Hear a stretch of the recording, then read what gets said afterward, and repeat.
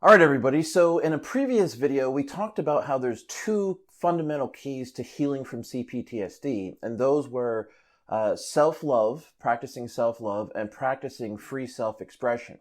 Now, although those are the two, utmost fundamental keys for taking your life back from CPTSD, the truth is, it goes a little deeper too. So today I wanted to talk about three more keys. So I guess I'm sure you're thinking, are there two keys or three keys?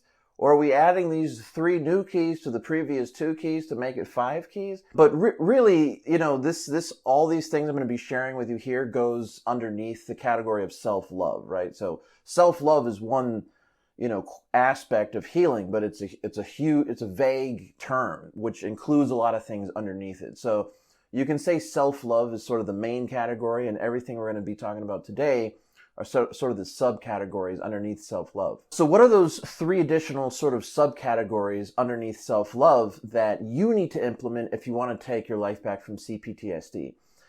Really, it comes down to healing your trauma, which is processing the traumatic events that happened to you, processing them sort of out of your brain, your neural connections, and your emotional self. You know that tightness you may feel emotionally, or like when you have a lot of anxiety, or just, I don't know about you, this may not be the same case for you, but for me, for many years, I was really emotionally like jammed up. It honestly felt like it was clogged. Like there was some kind of emotional, energetic clog going on. And that's the feeling, that's the experience. But that's something that's happening in the brain. Your heart and your brain are obviously connected. You feel things in your heart, but it's stuff that's happening in your brain, right? So you need to get in that brain and heal that trauma, whatever it is. And that's done through writing out memories. Really, that's the most powerful way to go about doing it. Writing out memories of traumatic things that happened in as much detail as you possibly can, and then practicing what they call verbal ventilation, which is writing down your genuine and authentic thoughts and feelings on that particular issue. And that'll allow everything to come out and to be processed, looked at, and you'll feel yourself getting rid of that energy. It is a little challenging, right, to write. It's a little bit of a discipline, and when you're writing about sort of like painful things at first, there's some mental resistance, right? It's almost like working out at the gym where there's physical resistance with your muscles and stuff. There's going to be a little emotional resistance, but I promise you, if you sit down and write out a memory of your any trauma that comes to mind, just write that down on a piece of paper, then write down how you really thought and felt about it. That will really allow you'll feel so much better, and you'll be able to truly process and release and truly move on from the trauma that you've been through. So that's step one, healing your trauma. Now, by the way, you can talk to people, and that includes free self-expression, talking to a therapist or somebody safe about these things too. And that is a way for processing your trauma. But I'm telling you, actually writing it down is a lot more powerful as far as rewiring your neural pathways are concerned, your brain surrounding trauma, than just talking about it, right? The writing really allows you to really process, get down in there and do kind of like a deep cleaning, right? And so the second main sub key here is, learning how to get your emotional needs met. Now, what are our emotional needs? A lot of people talk about, it's like, oh, you have unresolved emotional issues, or this guy is too needy, he's got unresolved emotional needs, or this girl or whatever. But very few people ever talk about what our emotional needs actually are, and then how to go about getting them met in a healthy and simple way. In all my experiences, with my emotional journey and healing and all that stuff, I've really boiled it all down, our emotional needs down to the need to feel safe and the need to feel loved. The need to feel safe and loved is really the core of our what our emotional needs are. And if you notice, when we feel insecure or we don't feel like our emotional needs are being met, we don't feel safe and we don't feel loved. So we've got to learn how to practice giving that to ourselves first, whether it's, in our own mind, in our emotional, how we feel about ourselves, and even keeping yourself safe and loved sort of by, you know, putting yourself in a healthy and good environment and getting away from toxic people like the narcissists and the enablers and anybody else, any other toxic influence. And then once you're able to, like, by the way, processing your emotions will allow you to get your emotional needs met as well, because you'll be practicing self-love and free self-expression at the same time. You'll also be sort of, you know, being seen and heard. That's a big part of love, and is being acknowledged and sort of embraced and seen and loved for who you really are. When you learn to do that for yourself, you'll be able to get your emotional needs met in a real way. Learning, you know, doing whatever it takes for you to feel safe and loved within. And when you're stopping the vicious inner critic, that is making yourself feel safe and loved within your own mind, your own thoughts, and your whole nervous system will start to calm down, and you'll just feel much better, because your emotional needs are being met.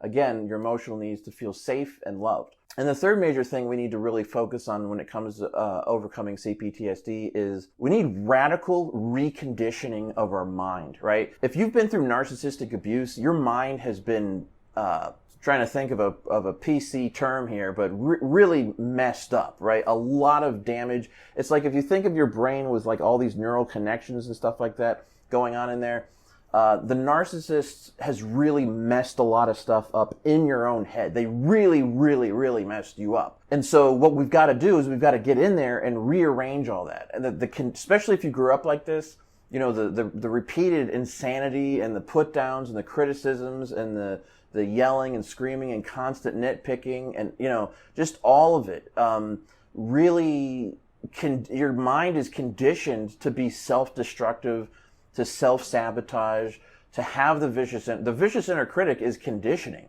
So what you really need is radical reconditioning of how you feel about yourself, you know, your beliefs, your habits, you know, and you really got to get in there and sort of like, actively give yourself new habits, right? Actively, practice loving self-talk. All this falls under the category of reconditioning. This is actually a big reason why it's so important to get away from narcissists or other toxic people, because their behavior and the stuff they say and the way they behave is conditioning your brain, even if you're still around them. So what really helps is to A, get away from them, B, heal and recondition yourself, but then C, start getting good company, healthy company that's going to reinforce the reconditioning of your mind. And what you're really doing is you're reconditioning your mind to make yourself feel safe and loved. That's fundamentally what it all comes down to. Whatever habits you have, whatever negative self-talk you have, however you're living your life and any self-destructive tendencies, all that can be radically changed with healing, getting your emotional needs met, and radical reconditioning of your mind. By the way, the writing, that's a huge way. That's why it's so powerful, is because when you are writing things down and you're using the logic side of your brain along with the emotional side of your brain, and you're processing emotional issues, you actually are rewiring your brain, right? You're helping to, rewire it to fix connections and undo limiting beliefs and all that stuff. So that's pretty much it. I know it takes some work, but I'm telling you right now, if you heal your trauma, get your emotional needs met, and recondition your mind, you can completely get your life back, right? It'll be amazing. I've done it. It took some work, but I feel so much better. I don't only feel better, but my ability to focus and function is much better. My communication skills, relational skills with other people, it's all been radically healed and fixed. So I just wanted to share that with you today. I hope you guys are doing well. By the way, if you're interested in taking your life back from CPTSD, if you're not aware, I do have a free course that's on YouTube. I'll leave a link to that playlist in the description below. It's just on our YouTube channel in a playlist. It's completely free. You can go through it at your own pace, and everything that I talk about here is covered more in depth in that course. I hope you guys are doing well. If you have any thoughts or questions or anything, please feel free to share them below, and I will see you guys in the next one. Take care.